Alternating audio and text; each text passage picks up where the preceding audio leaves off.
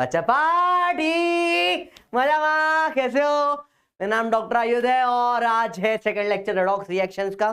First lecture में काफी सारा होमवर्क दिया था, 280 क्वेश्चन देके चला गया था मैं, है ना। और बहुत काबिल तारीफ बात है कि बच्चों ने कर ली है। बेटा मुझे उम्मीद थोड़ी कम थी, पर आप लोग मेरी उम्मीद से ज्यादा मेहनत कर लेते हो तो मुझे बड़ा अच्छा लग रहा है। ठीक है, बच्चों ने 280 के क्वेश्चन करे और भेजे भी सही, और जिन्होंने करे उनकी स्पीड भी बहुत बढ़ गई है, तो that is very good, commendable. And एक बार आप लोगों के लिए तालियां, बहुत बहुत बहुत मेहनत करी आप लोगों ने। ठीक है, और अब आपको उसका फायदा दिखेगा इस चैप्टर में। चलो, आज के दिन अपन थोड़ा ऑक्सीडेंट स्टेट निकालने की जो कल क्वेश्चंस करे थे उनकी प्रैक्टिस करेंगे, इसमें सारा टाइम चला जाएगा। फिर एन फैक्टर का बेसिकली अपन ऑलरेडी पढ़ चुके हैं, एन फैक्टर को एक बार क्विक रिव्यू ले लेंगे इस चैप्टर में हल्का सा। ठीक है, इक्विवेलेंट कांसेप्ट भी अपन ऑलरेडी पढ़ चुके हैं, सिर्फ एक बार क्विक रिव्यू चाहिए हल्का सा। ठीक है, तो चार्ज बैलेंसिंग एंड में टाइम बचा तो अपन देख लेंगे थोड़ा सा। ठीक है, चलो स्टार्ट करते हैं। तो पहले कुछ एनायंस कैटायंस जो लास्ट क्लास में लिखवाए थे वही है वापस से। ठीक है, अब आपको क्या बताना चाहिए, इनका चार्ज पता होना चाहिए और इनकी ऑक्सीडेशन स्टेट जो मेन एटम है, ऑक्सीजन छोड़ दो उसके अलावा। तो जैसे सिंगल नेगेटिव वाले ये सारे होते हैं। अभी आपको पता होना चाहिए NO2 जो होता है +3 होता है, नाइट्रेट जो होता है NO3 वाला +5 होता है। अब OH नेगेटिव तो सिंपल है, -2 +1 वाला। ठीक है, अब ये चार आपके स्टैंडर्ड चलते हैं। Same ClO negative, BrO negative, IO negative में आ जाएगा। ClO2 नेगेटिव, BrO2 नेगेटिव, सब में सेम टाइप होगा। क्लोरीन, ब्रोमीन, आयोडीन कुछ भी हो सकता है, फ्लोरीन भी हो सकता है।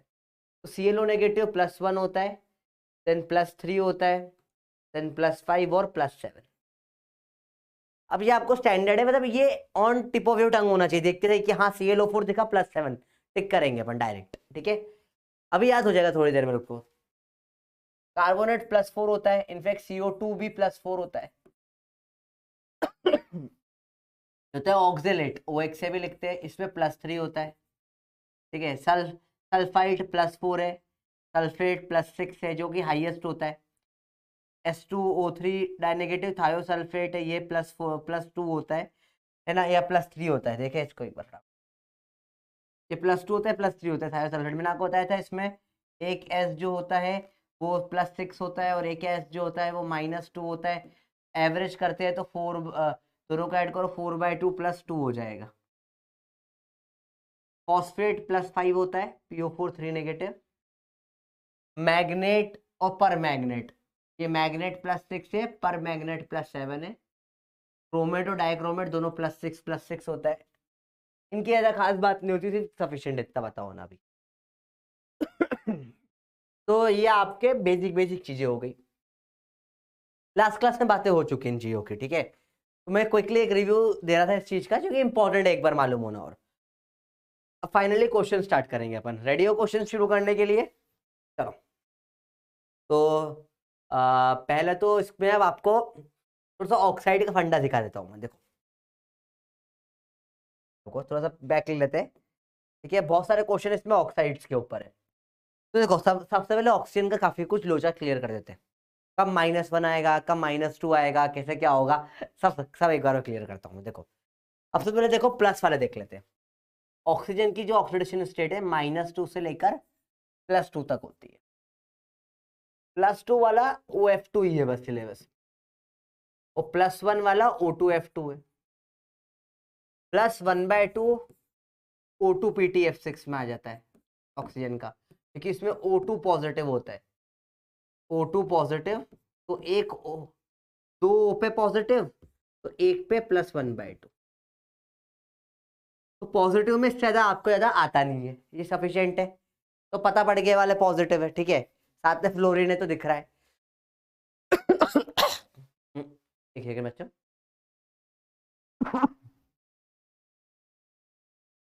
देखो अब अगली चीज देखिए, ज्यादा देखना तो मुश्किल नहीं समझना।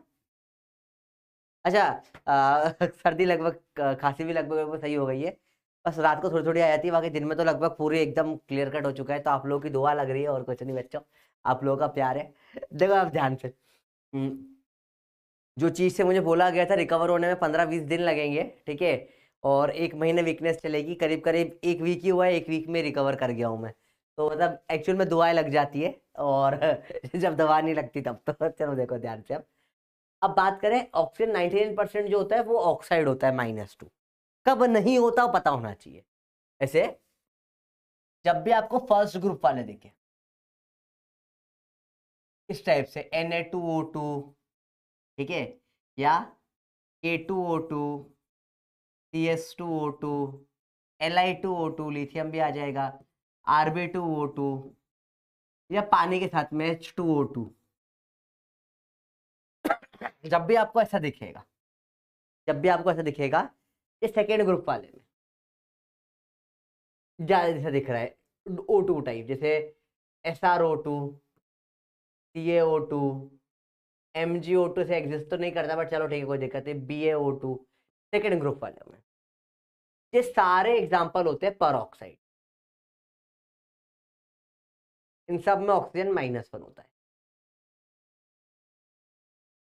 तो ये आपके स्टैंडर्ड एग्जाम्पल हो गए सारे के सारे, कौन से, पर ऑक्साइड वाले। इतने दिखेंगे, ज्यादा पर ऑक्साइड आपको दिखेगी भी नहीं, पर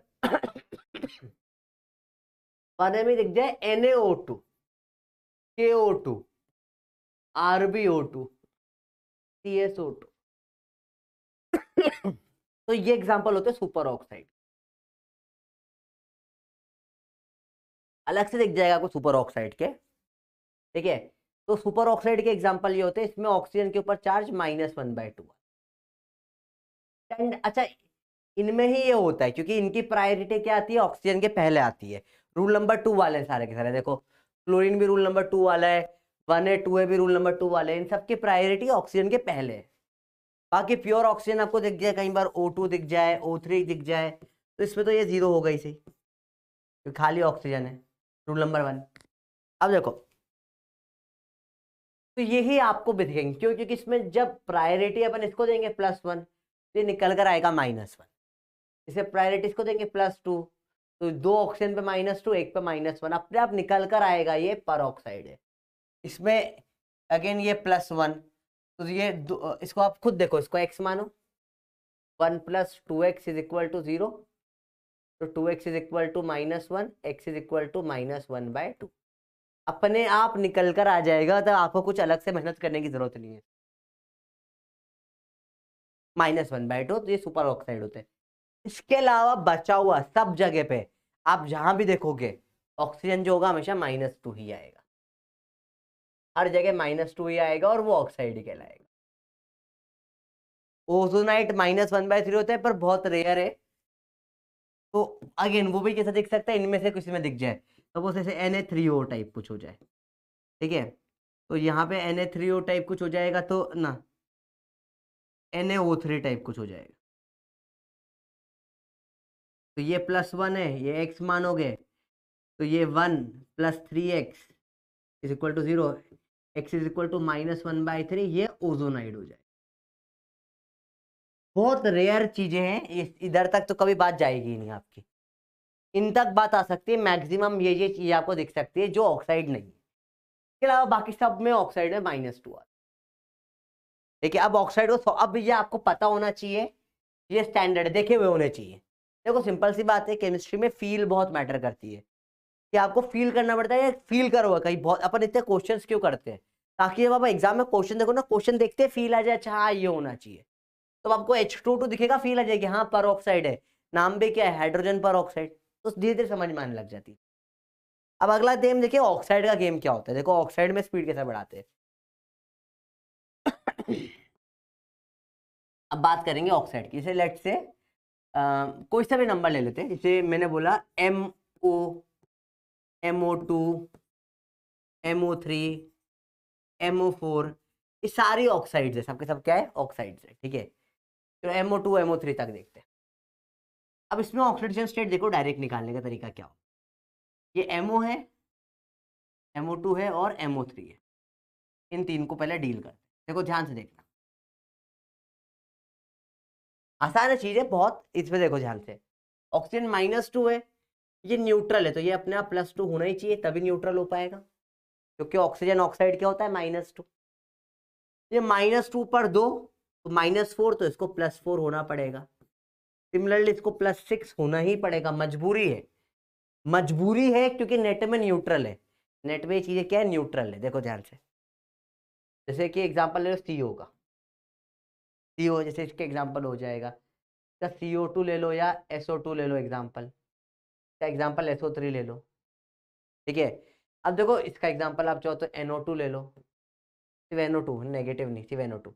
देखो, तो देखो बहुत इजी है समझना, CO है, ये -2 है, तो उसको +2 होना ही पड़ेगा, क्योंकि नेट में न्यूट्रल है ना, ये नेट में न्यूट्रल है, तो जितना पॉजिटिव है उतना ही नेगेटिव है, तो ये +2 होना ही पड़ेगा। यहाँ पे देखो ये -2 है, अब इसको x से आप चाहो तो सॉल्व करो, x -2 × 2 -4 = 0, x +4। अब देखो ध्यान से, या तो उसको दिमाग लगा के भी कर सकते थे, यार ये -2 है, 2 है, तो -4, तो इसको +4 होना ही पड़ेगा, तो +4 होना ही पड़ेगा। सिमिलरली -2 3 -6, तो उसको +6 होना ही पड़ेगा। तो ये मजबूरियां हैं इनकी, इनको ये होना ही पड़ेगा तभी न्यूट्रल हो पाएंगे। बाकी सेकेंड टाइप के केस आते हैं जब अल्टी सल्टी हो रही होती है, जैसे सपोज लेट से Al +3 है, ऑक्सीजन -2 है, अल्टी सल्टी, Al आ जाएगा 2, O हो जाएगा 3, ठीक है। इस टाइप के जो कंपाउंड होते हैं, जैसे आपको आया M2O, तो बेसिकली क्या हुआ, M2 और O के नीचे 1 है, मतलब ये बेसिकली 1 इधर से आया होगा, M पे +1 होगा, या M2O3 तो M पे +3 होगा, M2O5 M पे +5 होगा, M2O7 M पे +7 होगा। तो अगर M पे 2 लिखा हुआ है, ठीक है, M पे 2 लिखा हुआ है, मतलब ये ऑक्सीजन का -2 इधर आया होगा, तो जो भी इधर की तरफ ऑक्सीजन का है वो उल्टा चढ़ा दो। तो बहुत सिंपल से एग्जांपल, अभी अपन बहुत सारे एग्जांपल देख लेते हैं इसके, अभी बहुत सारे आने वाले, जैसे Cl2O7 में ये 2 इधर आया होगा, 7 इधर गया होगा, क्लोरीन का +7 होगा, ठीक है। P2O5 ले लो, तो ये 2 इधर आया तो 5 इधर गया होगा, फॉस्फोरस का +5 होगा। N2O3 ले लो, यहाँ पे 2 इधर आया तो यहाँ पे 3 हुआ होगा, ये +3 हुआ होगा नाइट्रोजन का। तो इस तरीके से आप बहुत फास्ट ऑक्साइड्स में सॉल्व कर सकते हो, बहुत ज्यादा फास्ट स्पीड हो जाती है इससे करने से। पर ये सब याद रखना तब जब आपको ऑलरेडी पता है कि पर ऑक्साइड सुपर ऑक्साइड नहीं है, मतलब आपको पहले ये पता होना चाहिए कि ये सब जो है भैया ये सब अलग ही चल रहे हैं, ये ऑक्साइड वाले नहीं है, ठीक है। ये पर ऑक्साइड वाले इतने होते हैं, सुपर ऑक्साइड वाले इतने होते हैं, ये पता है आपको। तो बच्चों सब में आप, अब ये बच्चों सब ऑक्साइड बची तो आप सब में ये लगा सकते हो। अब क्वेश्चन करने को तैयार, भयंकर स्पीड में करेंगे क्वेश्चंस, ठीक है। चलो लेट्स स्टार्ट विद क्वेश्चन। पहले तो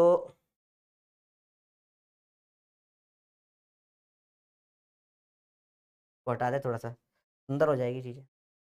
अब कलर कोई ऐसा ले लें नया सा, गुलाबी गुलाबी।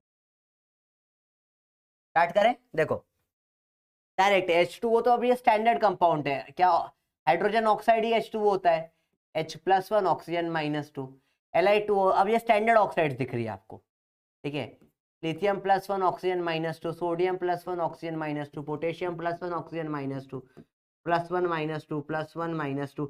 अब ये पर ऑक्साइड चालू हो गई, दिख रहा है, तो हाइड्रोजन +1 ऑक्सीजन -1 पढ़ा अपन है पर ऑक्साइड, Li2O2 +1 -1 +1 -1 +1 -1 +1 -1 +1 -1।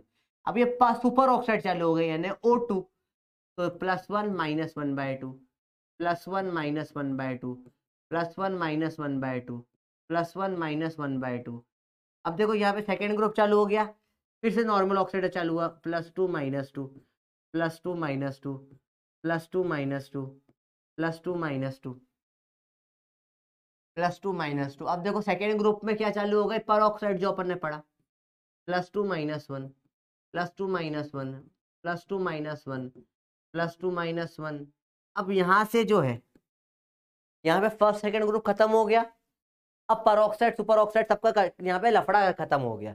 अब डायरेक्ट चीजें चलेगी, देखो B2O3 यहाँ 2 दिख रहा है, तो B पे +3 है, खत्म, ऑक्सीजन -2, अल्टी सल्टी ले गया, oxygen -2 Al +3, Ga+3 O-2, In+3 देखो क्रॉस आ रहा है, ये -2, ये +3, ये -2।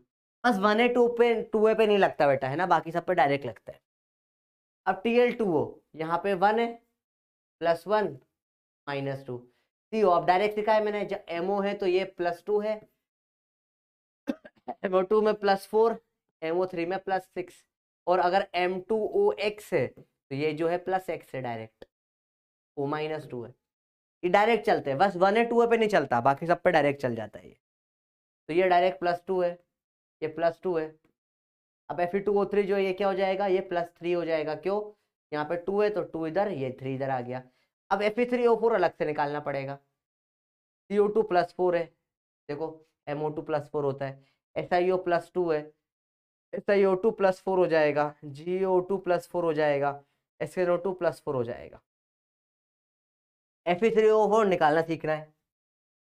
इसका अपन ने Fe3O4 सीखा है, ऑक्सीजन -2 है, इसको मानो x, कितने 3x, -2 × 4 8 इज 0, x आ जाएगा +8/3।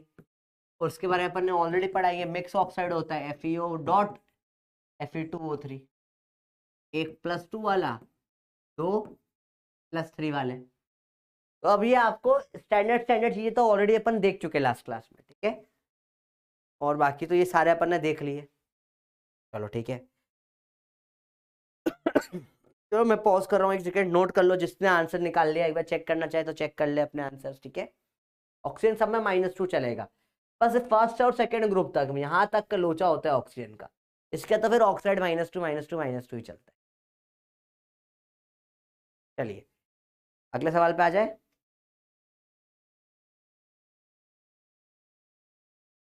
क्या क्यों नहीं रहा भाई, ठीक है, देखो अगेन ऑक्सीजन PbO2, फिर से याद रखो MO मतलब +2, MO2 मतलब +4, MO3 मतलब +3, तो MO2 MO3 +6। बाकी M2OX कुछ भी हो तो यहाँ +6 डायरेक्ट आ जाता है पट से, क्योंकि यहाँ पे -2 अल्टी सल्टी हुआ होगा। PbO2 +4 +2 +2 +2 +3 अल्टी सल्टी हुआ होगा, इधर 3 आया होगा। Mn3O4 अगेन +8/3, इसे Fe3O4 बोल था, similar case, important case. NO का +2, NO2 का +4। अब N2O देखो, यहाँ 1 है तो ये +1 होगा, तो इधर आया होगा। N2O3 +3 डायरेक्ट, जो यहाँ पे है डायरेक्ट, यहाँ पे 2 4 direct +4, direct +5, direct +3, direct +4, direct +5। अब P4O10 निकालना पड़ेगा, चलो निकालें। या तो आप ऐसे देखो कि ये P2O5 का डबल है, तो यहाँ पे +5 है, यहाँ भी +5 होगा, या चाहो तो निकाल लो आप। P4O10 x -2, 4x -2 × 10 20 is 0, 4x is equal to 20, x is equal to +5। बाकी इन सबके स्ट्रक्चर आप P ब्लॉक में पढ़ोगे, ठीक है।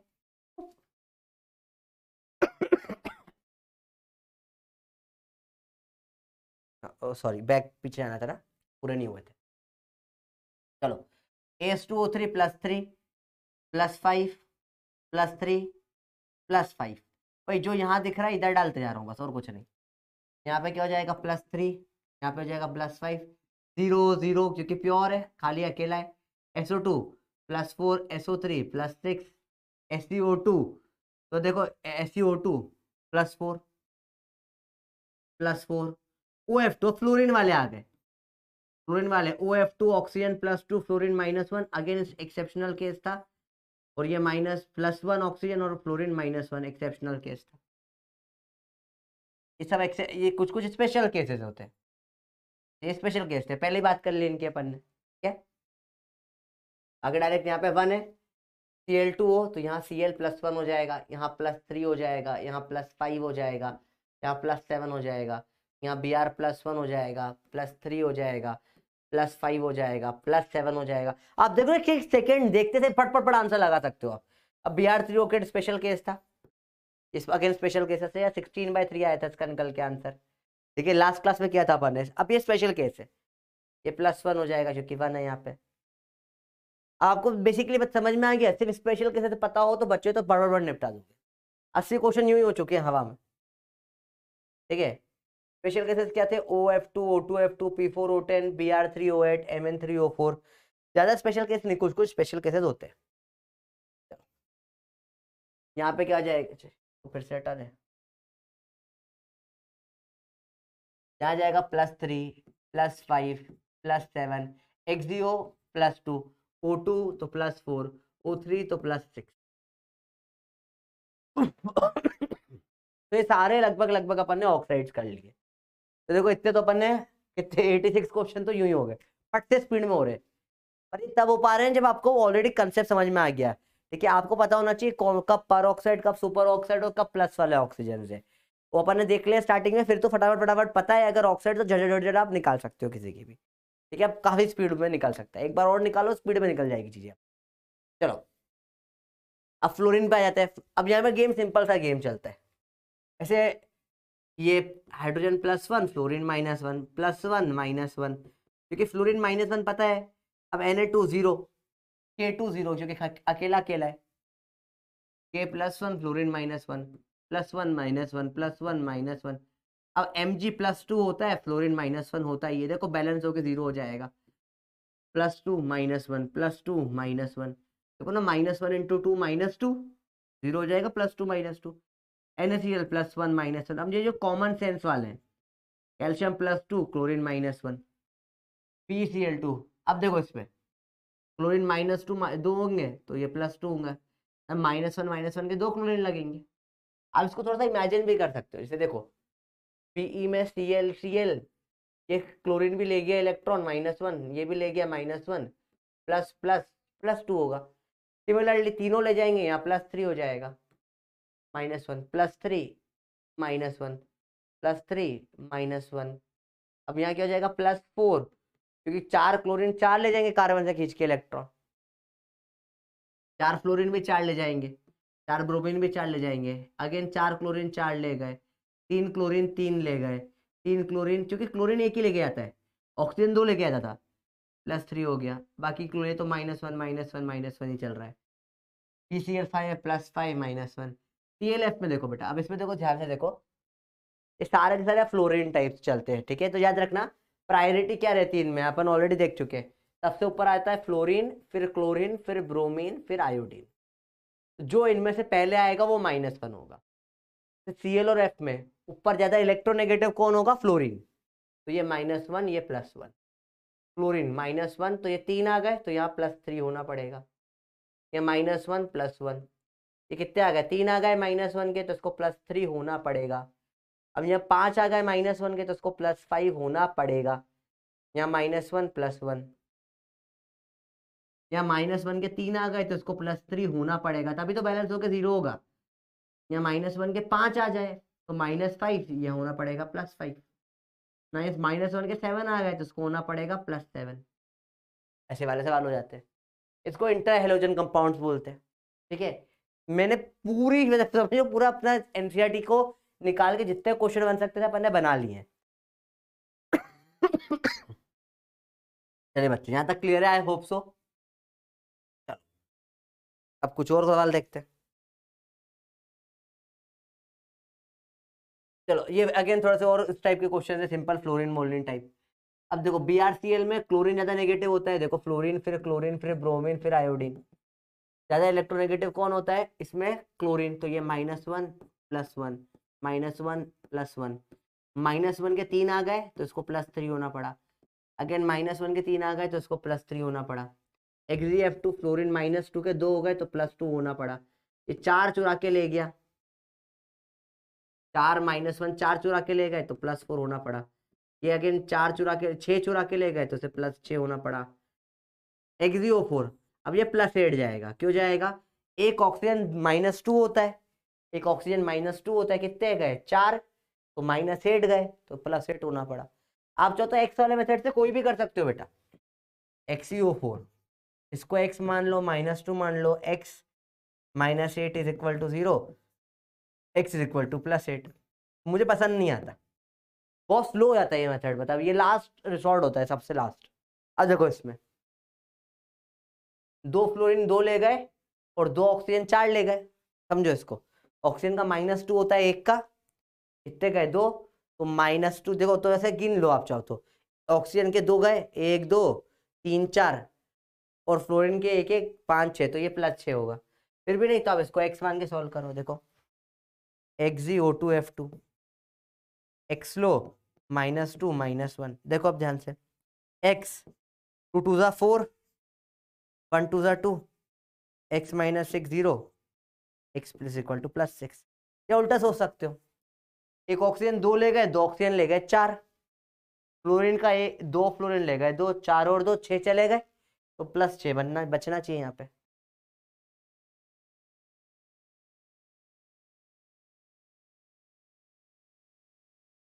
ये आंसर आपका +6 आना चाहिए, आना तो चाहिए। IBr अगेन ब्रोमीन नेगेटिव -1 होता है, आयोडीन +1 होता है। XgO2 देखो, 2 फ्लोरीन के 2 चले गए, 1 ऑक्सीजन के 2 चले गए, 4 टोटल गए, तो +4 आ गया।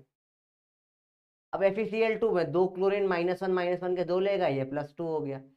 3 क्लोरीन -1 के 3 ले गए, तो ये +3 हो गया।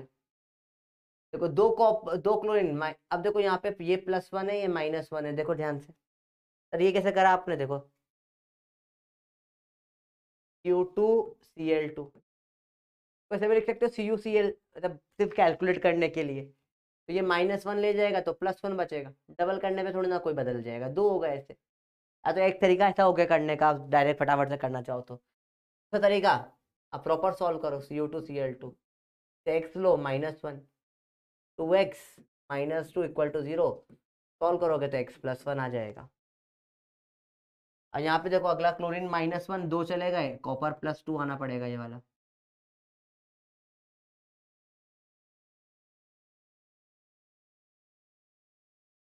CiCl4 में ये -1 के 4 गए, तो ये +4 हो जाएगा।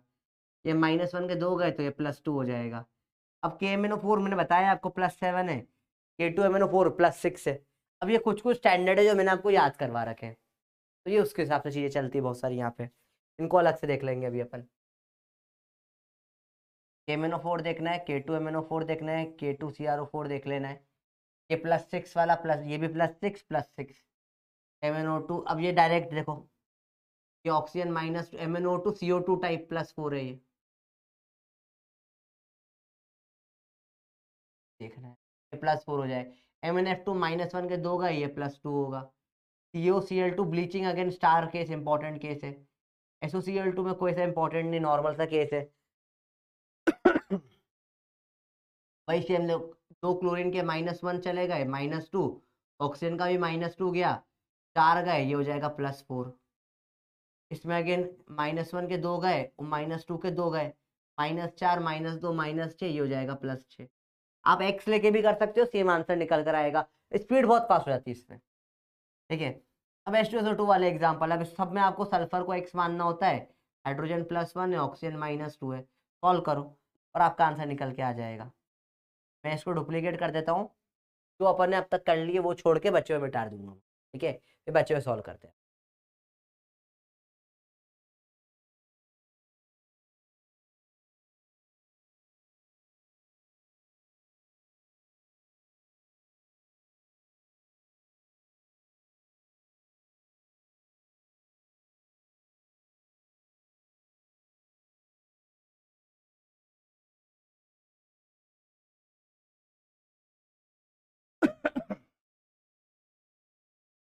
अब इसमें से जो जो सिंपल सिंपल सोबर वाले हैं इनको निपटा देते हैं,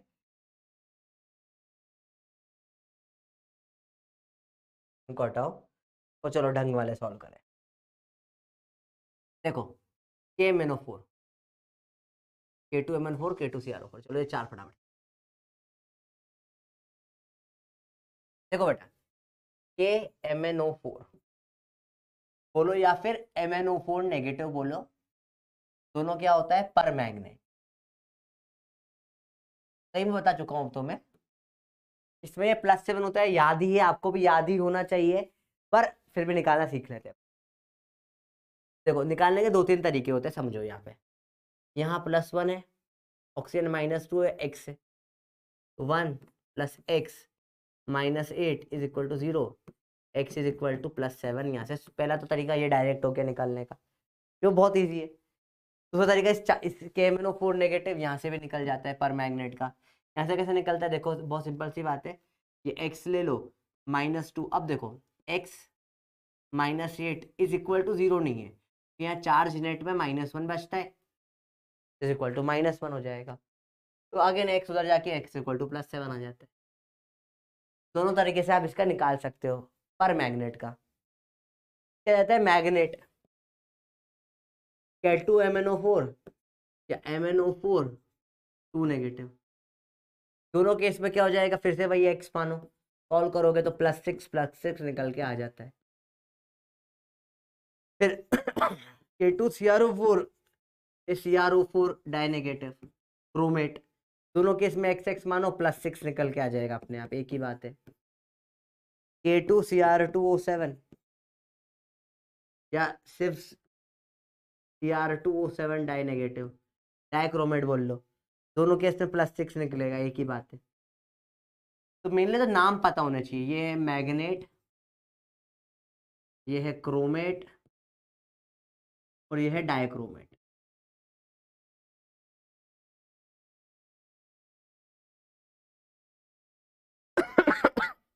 ठीक है, बाकी ये वाले आप लोगों ने अच्छे से निकाल लिए। ब्लीचिंग पाउडर का स्पेशल केस है, जो एक बार हमको बताया तो फिर से CaOCl2, ब्लीचिंग पाउडर था CaOCl2, जो कि इंपॉर्टेंट केस है ब्लीचिंग पाउडर का, जो कि बहुत खतरनाक एक्सेप्शन होता है। इसमें एक क्लोरीन +1 का होता है, एक क्लोरीन -1 का होता है। क्लोरीन का जो एवरेज हो जाता है वो 0 हो जाता है इसके अंदर, कैल्शियम +2 ऑक्सीजन -2। तो ये आपका ब्लीचिंग पाउडर का स्पेशल केस था, जो CaOCl2 में दिख जाता है। स्पेशल केसेस पता होने चाहिए, तो बचे हुए तो आप कर लोगे। स्पेशल केसेस पे कोई स्टैंडर्ड मेथड नहीं लगता है, उसे पता होना चाहिए वाली। ठीक है, अब बचे हुए क्वेश्चंस के लिए एक बार और कॉपी कर लेते हैं। ठीक है,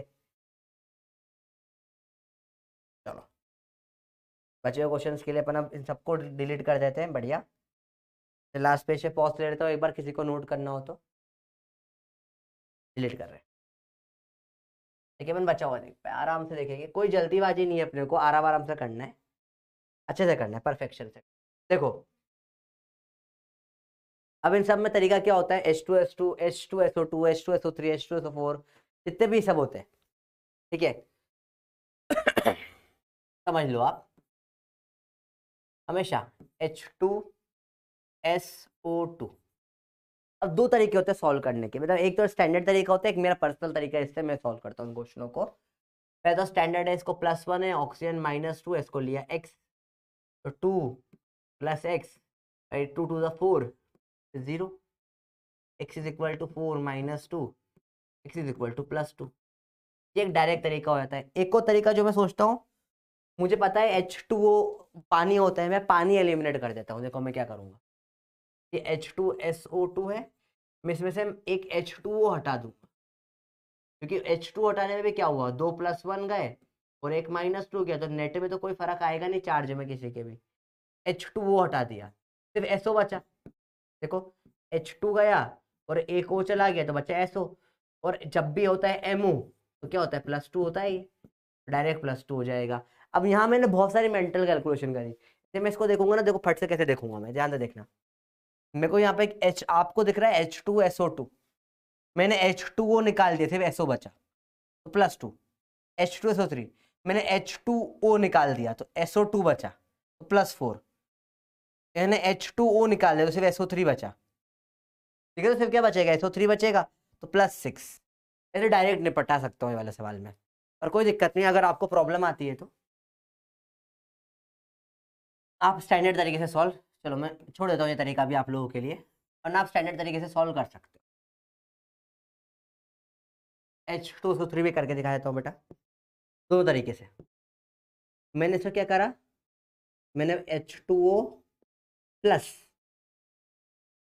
SO2 कर दिया, ठीक है। H2O गया तो यहाँ पे SO2 बचा, यहाँ ये +4 है तो यहाँ भी +4 है, क्योंकि जनरली पानी का एडिशन हाइड्रोलिसिस जो होता है वो नॉन रेडॉक्स होता है मैक्सिमम। XgF2 वगैरह का छोड़ दो जो आपको 17 ग्रुप में आता है, वो आप पी ब्लॉक में पढ़ेंगे। तो बचे हुए सारे रेडॉक्स आपके सिलेबस में क्या होते हैं, नॉन नॉन रेडॉक्स होते हैं सारे। हाइड्रोलिसिस क्या होते हैं, नॉन रेडॉक्स। तो पानी निकाल लिया, सिमिलरली H2SO4 में से भी कर दिया मैंने, सेम ही चीज करी। इसको H2O निकाल लिया तो क्या बचा, SO3। ये +6 होगा डायरेक्ट, तो ये भी +6 हो जाएगा। ऐसे कर दिया। नहीं तो आप X लेकर भी सॉल्व करोगे, सेम आंसर निकल कर आएगा। स्पीड बढ़ जाती है इससे। अब देखो सेम, इसके बाद देखो इसमें क्या लोचा है। चलो इनके थोड़ा सा स्ट्रक्चर भी बना लेते हैं। H2SO3 कैसा बनेगा, आप चाहो तो स्ट्रक्चर मेथड से भी कर सकते हो। ये H2SO3 बन गया। देखोगे 1 2 3 4 4 बॉन्ड टूटेंगे, +4 आ जाएगा क्योंकि सब ऑक्सीजन है। H2SO4 तक भी ठीक है ये, ठीक है 6 बॉन्ड टूटेंगे और +6 आ जाएगा, जिसमें भी कोई प्रॉब्लम नहीं है H2SO4 के स्ट्रक्चर में। प्रॉब्लम शुरू होती है H2SO5 से, ये होता है कैरोज एसिड। अब यहाँ पे आपको अगेन स्टार केस है, स्पेशल केस, यहाँ परऑक्साइड बॉन्ड आना शुरू हो जाता है। क्योंकि देखो नॉर्मल तरीके से निकालोगे +8 निकल के आ जाएगा, H2O निकालो SO4 +8, सल्फर +6 ज्यादा होता नहीं है, ऑलरेडी पता है अपने को। तो यहाँ परऑक्साइड बॉन्ड आने लग जाए। देखो यहाँ पे क्या होता है परऑक्साइड में, एक तो OH सिंपल ही था, एक OOH हो गया। तो अब यहाँ पे परऑक्साइड आ गया, मतलब यहाँ सारे ऑक्सीजन -2 नहीं रहेंगे। अब यहाँ पे चेंज किस में आना चालू होगा, ऑक्सीजन में, क्योंकि यहाँ परऑक्साइड आ गया बॉन्ड। तो ये वाला ऑक्सीजन -1 रहेगा, ये वाला भी -1 रहेगा। तो अब यहाँ पे फर्क आने लग जाता है H2SO5 में। H2O6 में क्या हो जाएगा, दोनों परऑक्साइड हो जाएंगे। सल्फर क्योंकि +6 से ज्यादा हो नहीं सकता, सल्फर +6 से ज्यादा हो नहीं सकता, +6 +4 +2। तो बहुत सिंपल सी चीजें होती है, बहुत टफ टफ सवाल नहीं है। हाँ थोड़ी प्रैक्टिस मांगता है, उसके बाद आपको आने लग जाती है चीजें। सेम H2SO3 वगैरह में भी निकालना जब चालू करोगे, यहाँ तक तो ठीक चलेगा। इसके बाद जो है +6 से ज्यादा होने लग जाएगी, वो पॉसिबल नहीं है, तो फिर परऑक्साइड बॉन्ड आ जाएगा इसमें। तो ये हो जाता है मार्शल्स एसिड।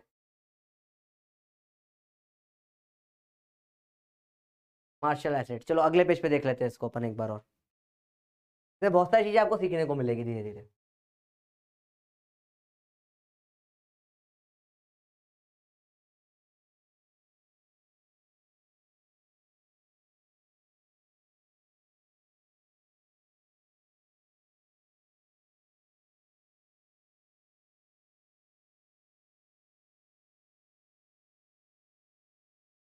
चलो बचे हुए ये कंपाउंड देखें। मैं बेसिकली पता है इतना सारा टाइम इसी में इसलिए दे रहा हूँ ताकि आपकी स्पीड बढ़ जाए। ऑक्सीडेशन स्टेट निकालना सबसे इंपॉर्टेंट पार्ट है रेडॉक्स का, ये आ गया तो फिर चैप्टर तो बहुत ईजी होता है। Chapter is not that much difficult. चलो इनमें से अपन कोई भी 2 3 रैंडम फटाफट से देख ले क्या, तो चलो सारे देख लेते हैं। H2S2O3, देखो मैं तो फिर वही टेक्निक निकालूंगा, मैं H2O बाहर निकाल लूंगा। ठीक है, तो क्या बचेगा, आप देखो S2O2 बचा, S2O2। ठीक है, दिख रहा है आपको, ऑक्सीजन का -2 आया होगा तो यहाँ पे +2 चला गया होगा, खत्म, इसका +2 होना चाहिए। और कोई दिक्कत नहीं है, मैं आपके लिए स्लो डाउन कर देता हूँ सब चीजें। एक तो एक्स वाला मेथड तो ऑलरेडी आता ही है आप लोगों को, ये +1 होगा, ये एक्स होगा, ये -2 होगा। 2 + 2x, 2 3 = 6, 2x = 6 - 2 4, x = +2। स्टैंडर्ड तरीका आपको ऑलरेडी पता है। चलो आओ H2S2O3, अगर पानी निकाल लूं मैं, H2O गया तो क्या बचेगा, S2O2, H2S2O4। पानी निकाल लूं अगर तो क्या बचेगा, S2O5, S2O3 sorry, I am sorry, H2S2O5। पानी निकालूंगा तो क्या बच जाएगा, S2O4, H2S2O6। पानी निकालूंगा तो क्या बचेगा, S2O5।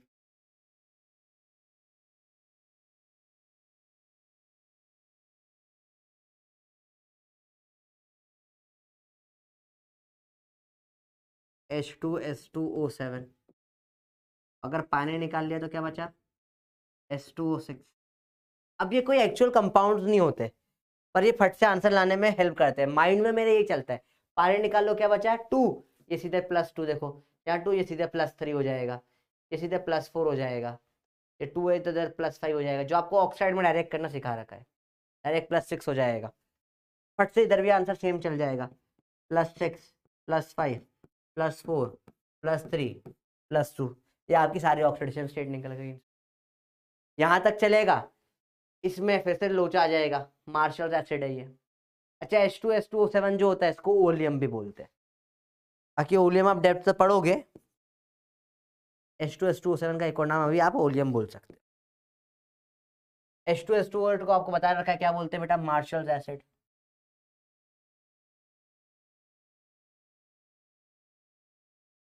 इसमें फिर से क्या आता है? पेरोक्साइड बॉन्ड, H2, दोनों सल्फेट जो होते हैं उनके बीच पे पेरोक्साइड बॉन्ड बन जाता है। यहाँ पे फिर से पेरोक्साइड बॉन्ड आ गया, ये हो जाता है मार्शल एसिड। इसमें ये सल्फर भी +6 है, ये भी +6 है, बस इसमें फर्क किसमें आ जाएगा? ऑक्सीजन में। अब जिसमें आपको पता है बना उसमें आप कर पाओगे। अब इसकी बात कर लेते हैं, H3PO3 H3PO2 H3PO3 H3PO4, इन तीनों को लेके चलते हैं। अगला पेज पे आ रहा हूं मैं। शुरुआत करें इनके स्ट्रक्चर से, H3PO4 H3PO3 H3PO2। तो मैंने आपको बहुत सारा पी ब्लॉक भी पढ़ा दिया, इसमें बहुत सारा केमिकल बॉन्डिंग भी हो गया है, अपन बहुत सारे दूसरे चैप्टरों को भी टच कर रहे हैं ताकि आप लोगों की स्पीड बढ़ पाए। बहुत सारी चीजों में आपको अगर स्ट्रक्चर पता है तो आप झट से ऑक्सीडेशन स्टेट निकाल देते हो। अब पहला तरीका तो एक्स वाला, देखो अब एक्स वाले तरीके की बात में करनी है क्योंकि वो तरीका आप लोगों को आता है। उसे निकालोगे +5 +3 +1, फट से आंसर आ जाएगा। ठीक है, वो फट से दिख रहा है उससे भी। बाकी स्ट्रक्चर से समझाने की कोशिश करो मैं। फॉस्फेट में क्या होता है? PO4 में, अब इसमें क्या हो जाता है? P डबल बॉन्ड तो होगा, एक OH हुआ, एक OH हुआ, एक H डायरेक्ट जुड़ जाता है एक OH हुआ, दोनों H डायरेक्ट जुड़ जाते हैं। ये तीनों का स्ट्रक्चर होता है, देखो H3PO4 में तीनों OH लगते हैं, इसलिए इसकी जो बेसिसिटी होती है वो भी 3 होती है। इसकी बेसिसिटी क्या होती है? 2 ही होती है। इसकी बेसिसिटी क्या होती है? 1 ही होती है, क्योंकि ये एक ही दे पाता है। ठीक है, क्योंकि यहाँ पे एक ही OH है, ये 2 दे देगा क्योंकि 2 OH वाले, सिर्फ ये इससे 3 H पॉजिटिव निकल जाते हैं, सिर्फ 2 H पॉजिटिव निकलते हैं, इससे सिर्फ एक H पॉजिटिव निकलता है। इन फैक्टर 3 to 1। अब ये ऑलरेडी बातें हो चुकी है अपने पहले वाला चैप्टर में। या स्ट्रक्चर की बात करें, पांचों बॉन्ड टूटेंगे, ये आ जाएगा +5। देखो ये 1 2 3 4, 4 बॉन्ड टूटे, +4 आया, और ये वाला टूटा, हाइड्रोजन ज्यादा इलेक्ट्रोनेगेटिव फॉस्फोरस, तो -1 आया। फॉस्फोरस का क्या हो जाता है? +4 -1, सिर्फ +3 बचता है। फिर 3 बॉन्ड टूटेंगे, +3, ये दोनों टूटेंगे, -1 -1, 3 -1 -1, तो इससे क्या बचेगा? तो ये सारा गेम स्ट्रक्चर का है। अब एक्स वाले मेथड से भी फट से आंसर आ ही जाता है, इसमें कोई दिक्कत नहीं। पानी निकालो वाले मेथड से भी आंसर आ जाता है। कैसे? देखो इसको मैं H3PO4 को क्या कर देता हूँ, पानी बाहर निकाल लेता हूँ, H2O, तो क्या बच जाएगा? बस प्रॉब्लम क्या इसमें? एक H फिर भी बच जाएगा, HPO3, HPO3 बच गया। अभी भी इससे सॉल्व करोगे तो मजा नहीं आएगा ना, पानी मत निकालो, और लेंदी चला जाएगी चीजें। जनरली H2O तब पानी निकाल देना सही रहता है, अब इसमें लेंथ चले जाएगी। अब ये बहुत स्टैंडर्ड तरीके वाले हो गए, तो इतने फास्ट स्पीड में ये होते हैं क्योंकि याद ही रहते हैं चीजें। अभी आप क्वेश्चंस करोगे, आपको ये चीजें याद हो जाएगी, बहुत जल्दी जल्दी याद। चलो आगे बढ़े हम अगले क्वेश्चनों की तरफ चले।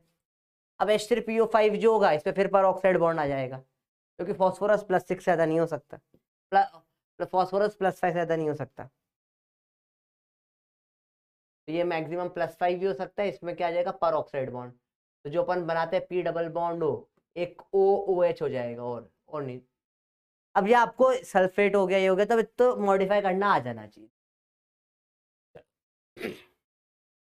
आखिरी कुछ अब बचे हुए हैं, इन सब में अगेन नॉर्मल मेथड से सॉल्व करके आंसर निकाल सकते हो फटाफट फटाफट फटाफट। एक्स ले लो, सॉल्व करो, फटाफट से आ जाएगा।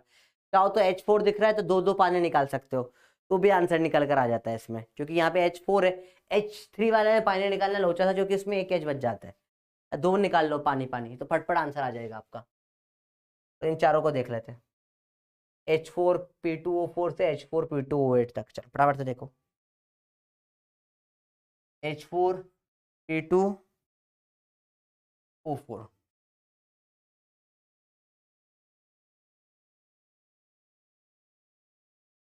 H4P2O4, फिर H4P2O5, H4P2O6, 4 5 6 7 8, H2 H4P2O7, H4P2O8। दो तीन तरीके, पहला तो वो ये पानी निकाल निकाल के कर लो आप। एक्स तरीके, एक्स मान लो +1 x -2, एक्स वाला तरीका सब पे ही लग रहा है। देखिए एक्स वाला तरीके से तो आप लोगों ने निकाल लिया, इसलिए इसकी मैं बहुत बात नहीं कर रहा हूँ। 4 + 2x -8 = 0, 2x = 8 -4, x = +2 आ जाएगा, अपने आप हो जाता है। बाकी मैं बात इस तरीके कर रहा हूँ, देखो दो पानी निकल जाएंगे, H2O निकला, H2O निकला, क्या बच जाएगा? तो P2O2 +2 डायरेक्ट, दो पानी निकाल लो इससे भी, तो दो ऑक्सीजन H2O दो ऑक्सीजन गए, ये बन गया P2O3 +3, दो पानी निकालो H2O, क्या बचेगा? P2O4 +4, दो पानी निकालो H2O, P2O5 बचेगा +5। अब इससे बढ़ जाएगा, पर ये +5 से ज़्यादा नहीं हो सकता, this will not be more than +5, इससे पर ऑक्साइड बॉन्ड आ जाएगा फिर से, +5 से ज़्यादा फॉस्फोरस होना पॉसिबल नहीं होता।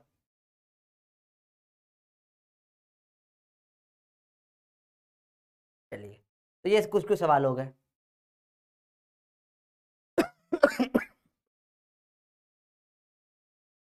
HNO2 HNO3 +3 +5 स्टैंडर्ड है, फटाफट से करना आना चाहिए। अब ये आपको ऑलरेडी बता चुका हूं मैं। अब ClO नेगेटिव याद रखना +1 है, ClO2 नेगेटिव में याद रखना +3 है, ClO3 नेगेटिव में याद रखना है +5 है, एंड ClO4 नेगेटिव में याद रखना है +7 है। क्लोरीन, ब्रोमीन, आयोडीन, चारों में ये कंसेप्ट चलता है, और ये बार बार बार बार बार बार बार बार बार बार बार बार बार बार बार बार आते रहेंगे। अभी आपको बहुत सारे क्वेश्चन आज ही इस पे हो जाएंगे। देखो ये +1 वाला है, ये +3 वाला है, H हटाया होगा नेगेटिव आ जाएगा ना, ये +5 है, ये +7 है, अगेन +1 +3 +5 +7 +1 +3 +5 +7। अब KF2 से में KrF2 वही हो गया, ये -1 है, दो गए तो +2 हो जाएगा, दो ले गए तो। CrO5 स्पेशल क्लास था, बटरफ्लाई स्ट्रक्चर, +6 होता है, इसमें दो पैरोक्साइड बॉन्ड होते हैं, कल स्ट्रक्चर भी देखा अपन ने वाला बटरफ्लाई, Cr +6 होता है, दो पैरोक्साइड बॉन्ड हो गए। K20 H20 NH। अब यहाँ से चालू होता है हाइड्राइड्स बेटा, जब भी मेटल के साथ में डायरेक्ट हाइड्रोजन आता है हाइड्राइड हो जाता है, हाइड्रोजन का -1 होता है, सोडियम +1 रहेगा, -1 +2 -1 -1 +1 -1 +1 -1 +1 -1 +1 +3, अब सॉरी यहाँ +2 होगा, स्ट्रोंशियम क्योंकि अल्कली मेटल है, एल्यूमिनियम +3 होता है, हाइड्रोजन -1 हो जाएगा।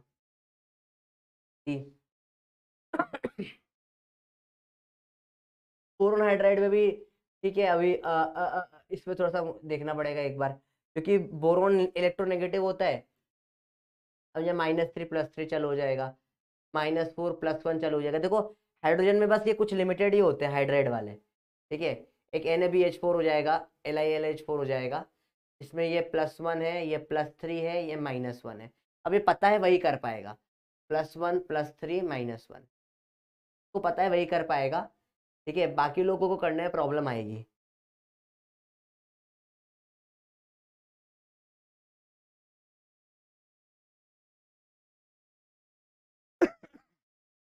ये हाइड्राइड्स के स्टैंडर्ड एग्जांपल है। जब भी देखो मेटल के साथ में हाइड्रोजन आएगा, मेटल पॉजिटिव हो जाएगा, हाइड्रोजन नेगेटिव हो जाएगा, और नॉन मेटल के साथ में अगर हाइड्रोजन आएगा तो हाइड्रोजन पॉजिटिव हो जाएगा, नॉन मेटल नेगेटिव हो जाएगा। कैसे सर समझ नहीं आया? चलो देखो बता देता हूँ मैं, तो मुश्किल नहीं समझना। देखो जब मैंने लिखा NaH तो सोडियम का +1 है, इसको X लेना पड़ेगा क्योंकि प्रायोरिटी किसकी आती है? सोडियम की। तो इस केस में जब आप देखोगे तो क्या बन जाएगा, ये X जो है वो आ जाएगा -1। और जाहिर सी बात, सिंपल सी बात है, सोडियम बहुत अच्छा मेटल है। सोडियम वगैरह, sodium lithium 1A group 2A group बहुत अच्छे मेटल होते हैं। तो इनकी जो हाइड्राइड हो जाती है, इनकी हाइड्राइड में नेगेटिव चार्जेस हो जाते हैं। इसे लिथियम एल्यूमिनियम हाइड्राइड ला जिसको बोलते हैं, या NaBH4 sodium borohydride, these are very good reducing agent. ये सब क्या, इन सब में H का -1 होता है, और जब भी H के ऊपर चार्ज -1 होता है, this become very good reducing agents, बहुत स्ट्रॉन्ग रिड्यूसिंग एजेंट्स हो जाते हैं। ये भड़ हाइड्रोजन मारते हैं, और सामने वाले पे जाके हाइड्रोजन पड़ती है, addition of hydrogen is reduction, तो सामने वाला रिड्यूस हो जाता है। वहीं पर इसे CH4 ले ले, अब इसमें ज्यादा इलेक्ट्रोनेगेटिव कौन है? देखो ध्यान से, ज्यादा इलेक्ट्रोनेगेटिव कार्बन हो जाएगा, तो ये इलेक्ट्रॉन इधर ले लेगा। तो जो CH4 की बात करूंगा तो 4 हाइड्रोजन का -1 कार्बन पे आ जाता है +4। सॉरी उल्टा कर दिया, चारों हाइड्रोजन का लेकर बैठ गया, हाइड्रोजन पे +1 और इस पे आ जाता है -4। प्रायोरिटी में भी देखें, रूल नंबर 3 में हाइड्रोजन आता है, ठीक है। अब रूल नंबर 2 वाले जो हो जाते हैं, सोडियम हो गया, एल्यूमिनियम हो गया, ये लोग अगर आ गए आपके साथ में तो इनको प्रायोरिटी में प्लस दे देंगे और हाइड्रोजन नेगेटिव होगा इनका, इनकी हाइड्रेट्स नेगेटिव होती है। बाकी नॉन मेटल है बच्चे, जैसे CH4 है, BH3 है, इन जितने भी आगे वाले हैं, इन सब में हाइड्रोजन में प्लस का चार्ज होता है। अब ये क्या हो गया, देखो सिंपल सी बात है, बहुत सारा कॉमन नॉलेज आपको आज मिल रहा है, जनरल नॉलेज मिल रहा है आपको।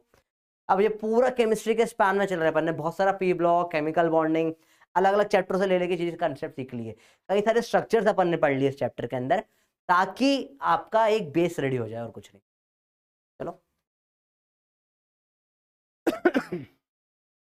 फटाफट देख लेते हैं बेटा।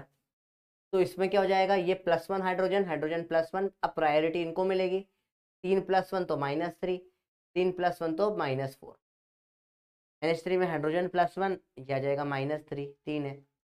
अभी तो स्टैंडर्ड पता ही है, हाइड्रोजन +1 होता है, ऑक्सीजन -2, H2O2, फिर एक्सेप्शन आ गया पर ऑक्साइड वाला, स्टार्टिंग पड़ा था ऑक्सीजन -1 +1, ऐसा ही H4 है +1 -4, H2S में अगेन +1 -2 +1 माइनस, जैसे H2O था वैसे ही सेम टू सेम ये चल रहा है। थका डाला है आपने ऑलरेडी इतने क्वेश्चन करवा के आज तो। चलो अब यहाँ पे से अलग टाइप की चीजें आ जाती है। देखिए 2 मिनट का ब्रेक लेता हूँ, फिर स्टार्ट करते हैं यहाँ से बच्चों, है ना, काफी सारे क्वेश्चंस तो हो गए। हाँ बच्चों चलो, तो वापस से अपन करते हैं इसको स्टार्ट। अब आखिरी के क्वेश्चंस बचे हुए हैं, 80 क्वेश्चन और है, तो कोई दिक्कत नहीं इसमें। देखो बच्चों, अब मैं इसके लिए फिर से आपको वहीं ले आता हूँ जहाँ पे चैप्टर की अपन ने स्टार्टिंग करी थी, यहाँ पर फिर से इसको एक बार कॉपी करके वापस आपके पास ला देता हूँ मैं।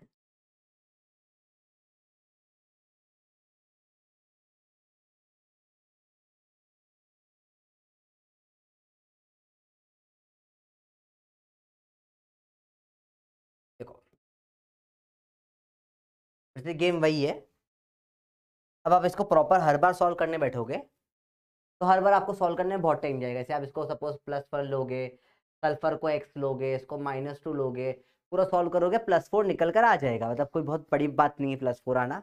पर मच बेटर है अब आपको पता हो ये बात, क्या आप सर क्या पता हो कि जो सल्फाइड होता है SO3, सल्फाइड जो SO3 होता है, जो अल्टी सल्टी बना होगा, देखो यहाँ पे +1 होगा, पूरा सल्फाइड -2 होगा, अल्टी सल्टी में यहाँ पे 2 आया, यहाँ 1 आया, ये पूरा सल्फाइड जो हुआ, जब भी सल्फाइड आता है तब ये +4 होता है, जब भी सल्फाइड आता है +6 होता है। तो मैंने आपको बताया था स्टार्टिंग में कि ये याद करने से आपके बहुत सारी स्पीड बढ़ जाएगी, तो इससे आपकी स्पीड बहुत बढ़ जाएगी। देखो आपको डायरेक्ट पता पड़ जाएगा क्या, डायरेक्ट फटाफट फट से फट निकालेंगे, बहुत टाइम वेस्ट नहीं करेंगे। इन सब में सल्फर +6 + 4 होगा, क्योंकि सारे सल्फाइड दिख रहे हैं। SO3 दिख रहा है, +4 +4 +4 +4 +4 +4 +4, बाकी सबका तो स्टैंडर्ड ही है। रूबिडियम +1, सीजियम +1, बेरियम जो है सेकेंड ग्रुप का तो +2। अब तो रट गए होंगे, एल्यूमिनियम +3, गैलियम +3। चाहो तो आप इसको ऐसे देख सकते हो, पूरा जो सल्फाइड है वो -2 होता है, इधर आएगा तो 3 इधर चला जाएगा। जैसे ऑक्सीजन के केस में कर रहे थे, वही सेम चीज यहाँ पूरा। यहाँ पे सल्फर +4 है, पूरा सल्फाइड जो होता है SO3 -2 नेगेटिव होता है, 2 इधर आया, यहाँ 3 +3। अल्टीसल्टी का यहाँ +3 हुआ, सल्फर जो है +4 हुआ, सल्फाइड है। सल्फाइड में सल्फर +4 है, यहाँ +4 है, +2 +2, क्योंकि अल्टीसल्टी में -2 +2 कैंसिल हो गया होगा, यहाँ +2 +1। अब सल्फाइड +4 पता रहेगा आपको, ठीक है।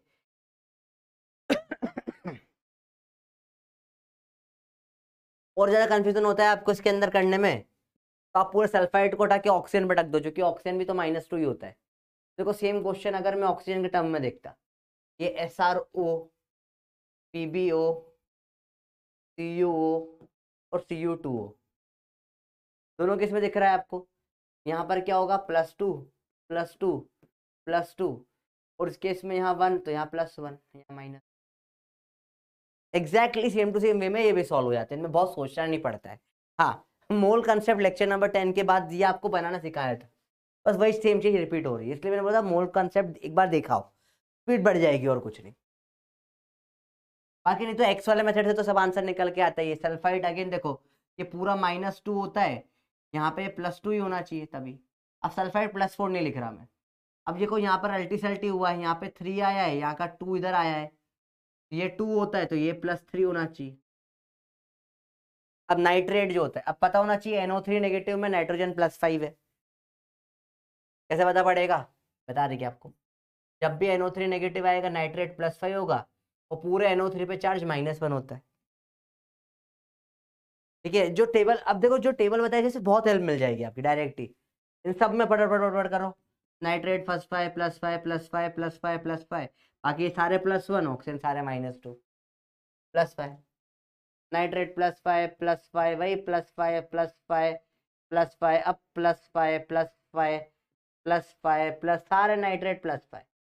बाकी उधर की तरफ जा रहे हैं, देखो ये 3 आया, -1 होता है तो यह 1 है, या 3 है। अल्टीसल्टी ये +3 होना चाहिए, +3 होना चाहिए, ये +3 होना चाहिए, +2 होना चाहिए, ये +2 होना चाहिए। अब डायरेक्ट कर सकते हो, जैसे आप चाहो तो उसको फ्लोरीन मान लो, इसको SrF2 मान, क्योंकि फ्लोरीन भी -1 होता है, NO3 भी -1 होता है, फ्लोरीन भी -1 होता है, फ्लोरीन मान के कर लो, SrF2 कर लो। यहाँ -1 2 है तो ये +2 होना चाहिए, सेम टू सेम चीज चलती है। आप कहीं पे भी यहाँ पे अप्लाई कर लो, ये +3 हो जाएगा। अब नाइट्रेट +5 +5 +5 +5 +5 चलेगा, यहाँ पे नाइट्रोजन सारा का सारा, यहाँ +2 +1 +2 +2 +3। फॉस्फेट, अब फॉस्फेट आपको बता दिया PO4 3 नेगेटिव होता है, फॉस्फोरस इससे +5 होता है। अब ये हर बार निकालने का नहीं होता बेटा, अब ये आपको निकाल के आ जाना चाहिए, इतनी बार प्रैक्टिस हो जाती है तो बाकी आप निकाल लोगे। फॉस्फोरस +5 है,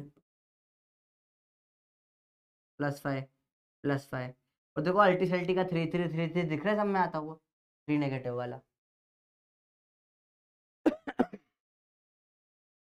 लास्ट कुछ कुछ है, अब फॉस्फेट तो आपके लिए छोड़ रहा हूं मैं यहाँ पे। तो देखो इसमें देखो अल्टीसल्टी में देखो, Al +3 है, फॉस्फोरस 3 नेगेटिव है, 3:3 कट गया, 1:1, AlPO4 हो गया यहाँ पे। देखो ध्यान से, ये अब ये +3 है, ये +5 रहेगा।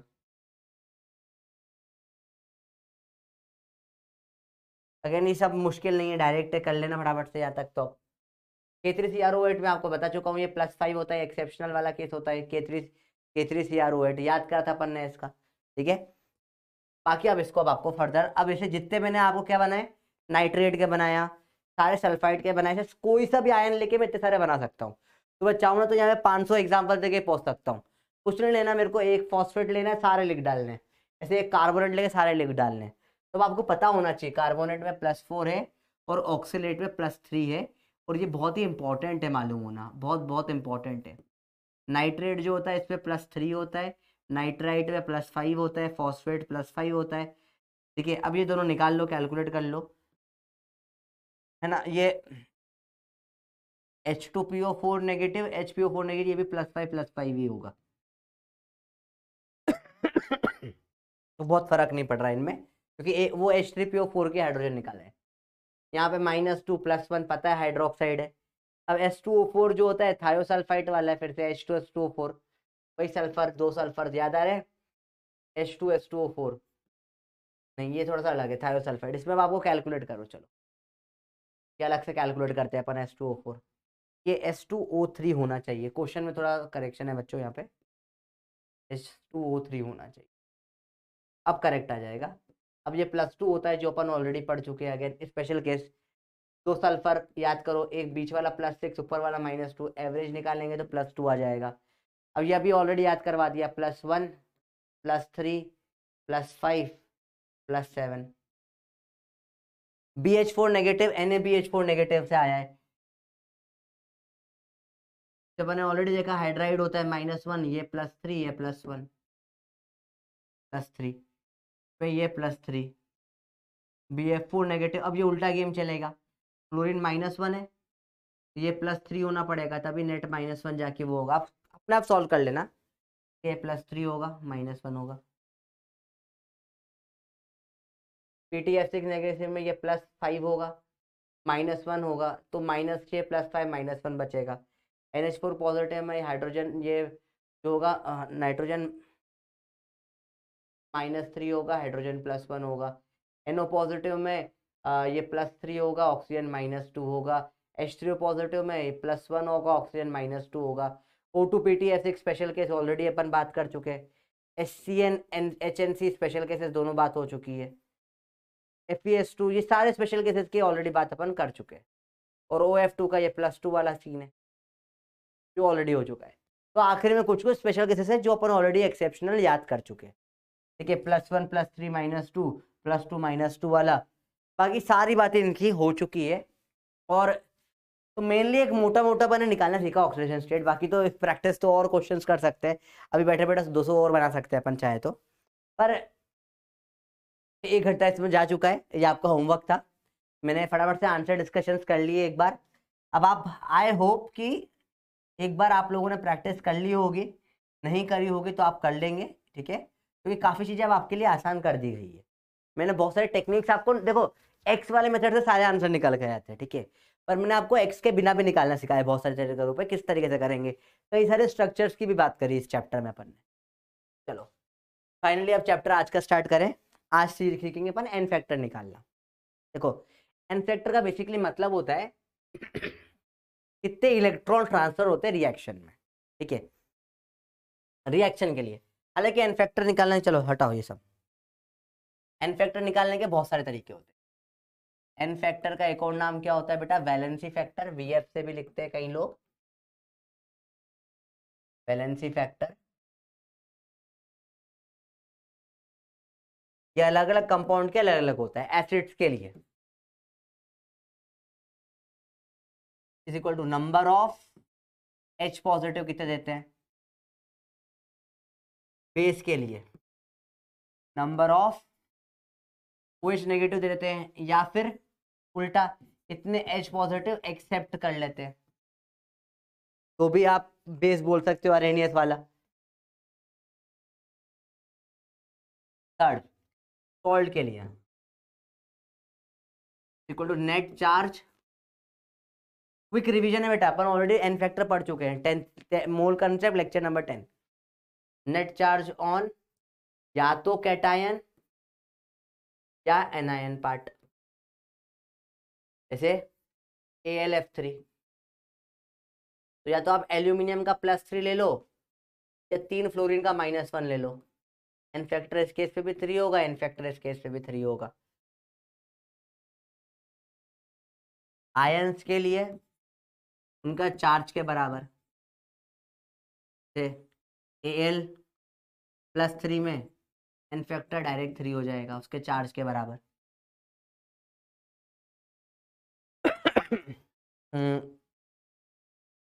अब in a simple compound n factor is equal to उसका ऑक्सीडेशन स्टेट। जैसे अगेन अपन ले लें Na2O। देखो सॉल्ट टाइप भी ले सकते हो, चाहो तो एक ही बात है करना। आप चाहो तो इनका नेट ऑक्सीडेशन स्टेट या छोड़ो,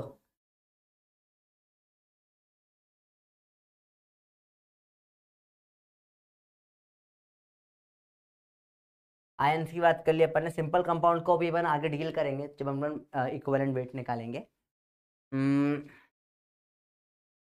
इसके अलावा फॉर रेडॉक्स रिएक्शंस या कोई भी रिएक्शंस के लिए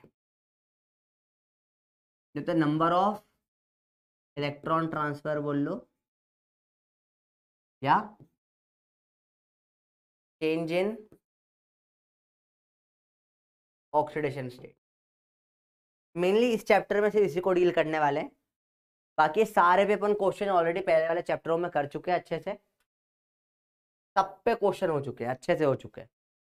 ये एन फैक्टर के सारे अपन कर चुके हैं, हाफ रिएक्शन वाले भी करे थे अपन ने, और भी काफी डेप्थ पे पढ़ा था अपन एन फैक्टर, तो अपन बिल्कुल टच करके जा रहे हैं। मेनली रेडॉक्स का अपने को इस चैप्टर में देखना है। तो एन फैक्टर रेडॉक्स का कैसे निकालते हैं? एन फैक्टर का मतलब होता है कि इलेक्ट्रॉन ट्रांसफर कितने रिएक्शन में हो रहे हैं। जैसे कि वो रिएक्शन से Sn+2 से बना है Sn+4 प्लस 2 इलेक्ट्रॉन। मुझे बताओ कितने इलेक्ट्रॉन का ट्रांसफर हुआ इसमें, तो समझो या और सिंपल क्वेश्चन। Sn से बना Sn+4 प्लस 4 इलेक्ट्रॉन।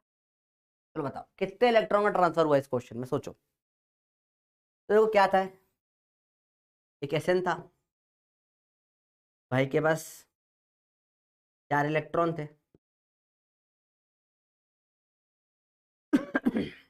ये Sn के पास क्या हो गया, चारों खड्डों में खोखला हो गया, पॉजिटिव चार्ज हो गया, चारों इलेक्ट्रॉन छोड़ के चलेगा इसको बेचारे को। तो इस Sn में कितने इलेक्ट्रॉन ले लिया, दे दिए, कितने का ट्रांसफर हुआ, 4 का। एन फैक्टर हो जाएगा 4।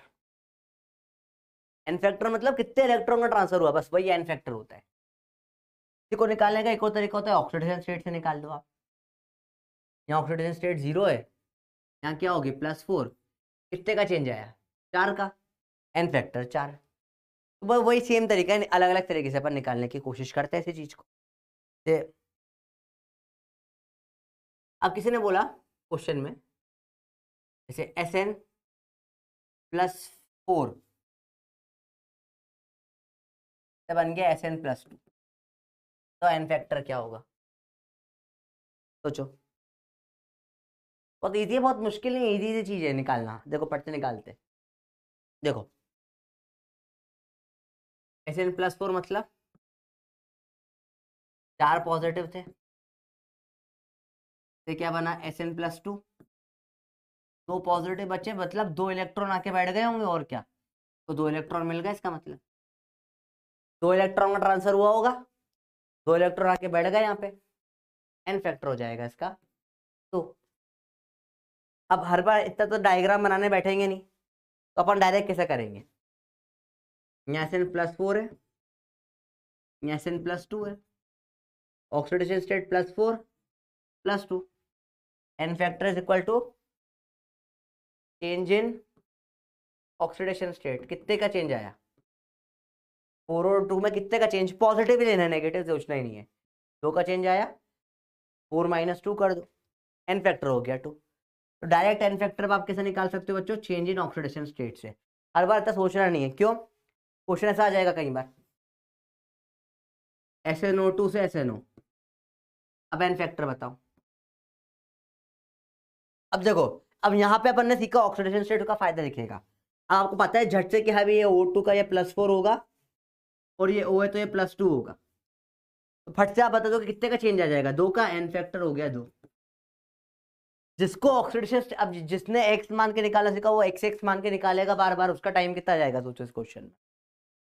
तो मेनली आपको समझ में आया, ऑक्सीडेशन स्टेट से ही सब कुछ चल रहा है। और ये एन फैक्टर से बस अब आखिरी में बैलेंस करेंगे अपन चीजों को। रेडॉक्स का पूरा गेम ही आपका ऑक्सीडेशन स्टेट से चल जाता है। तो जिसको ऑक्सीडेशन स्टेट निकालना सेकंड में आ गया, उसका पूरा चैप्टर स्मूथ हो जाएगा। इसलिए स्टार्टिंग से बहुत फोकस दे रहा हूं मैं। जनरली बच्चे लोग ऑक्सीडेशन स्टेट को 5 मिनट पढ़ के आगे बढ़ जाते हैं, रूल्स पढ़ लेते हैं, हो कर लेंगे। अपन ने पूरे 2 दिन ऑक्सीडेशन स्टेट को दे दिए। अब बचा हुआ चैप्टर अपने लिए चुटकी भर में निपट जाएगा। और क्वेश्चंस करते हैं इनफैक्टर के। चलो देखो, मैंने बोला SO2 से SO3 बना। चलो बताओ इनफैक्टर झट से निकलेगी ऑक्सीडेशन स्टेट, बताओ क्या हो जाएगी? इसकी +4, इसकी +6। अब निकालना जिसको आता है फट से निकाल लेगा। +4 से +6 एन फैक्टर क्या हो गया? कितने का चेंज आया? 2 का। N factor 2, 6 - 4 2। अब जिसको ऑक्सीडेशन स्टेट निकालना था, इसके लिए कितना आसान हो जाएगी ये चीज, ठीक है। और जिसमें और कोई टफ सवाल देखते हैं, जैसे कि C2O4 टू नेगेटिव से बन गया CO2। चलो एन फैक्टर बताओ।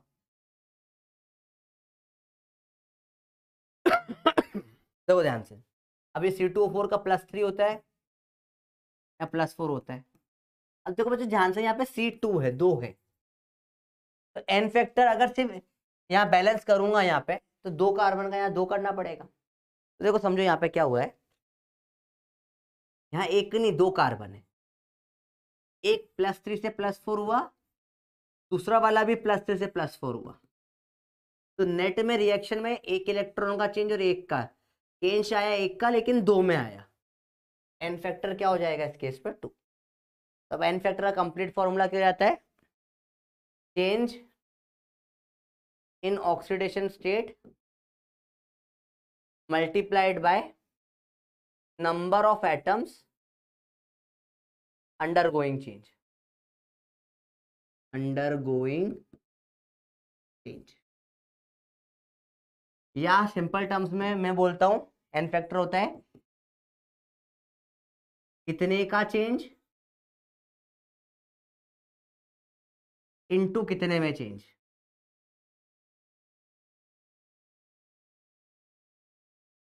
मतलब सिंपल आपको देखना है कितने का चेंज हुआ। यहाँ पे देखो, एक का चेंज हुआ, कितने में चेंज हुआ? 2 में चेंज हुआ। या change in oxidation state 1 multiplied by number of atoms कितने? 2, 1 × 2 2। या कितने का चेंज हुआ? एक का चेंज हुआ, कितने में हुआ? 2 में हुआ, 1 × 2 2। एन फैक्टर आ जाएगा 2 इन दोनों केस में। तो अब इस केस में आपको और निकालना आ गया, तो ये एन फैक्टर का एब्सोल्यूट फॉर्मूला निकल के आ जाता है। Number of electron change exact definition है जो एन फैक्टर की होती है। निकालने का तरीका स्टैंडर्ड फॉर्मूला बता दिया। मैं इस तरीके से बोलता हूँ क्योंकि मुझे याद रखना आसान रहता है। कितने का चेंज इनटू कितने में चेंज, खत्म। तो कितने का चेंज आया? एक का चेंज आया, कितने में आया? 2 में। अच्छा सिर्फ रिएक्टेंट साइड ही देखते हैं, प्रोडक्ट साइड नहीं देखते हैं, हमेशा रिएक्टेंट साइड से करते हैं सॉल्व, ठीक है। चलो क्वेश्चन है कुछ आपके लिए, पप्पी आपकी। चलिए मैंने हिंट दे रखी, इन सबके ऑक्सीडेशन स्टेट लिख रखी माथे पे, आपको याद होनी चाहिए, एग्जाम में लिखी हुई नहीं आएगी, है ना। बहुत इंपॉर्टेंट है ये वाली, मालूम होना। चलो फटाफट देखिए, स्टार्ट करें, पॉज करके सॉल्व करो पहले खुद। एन फैक्टर निकालना है।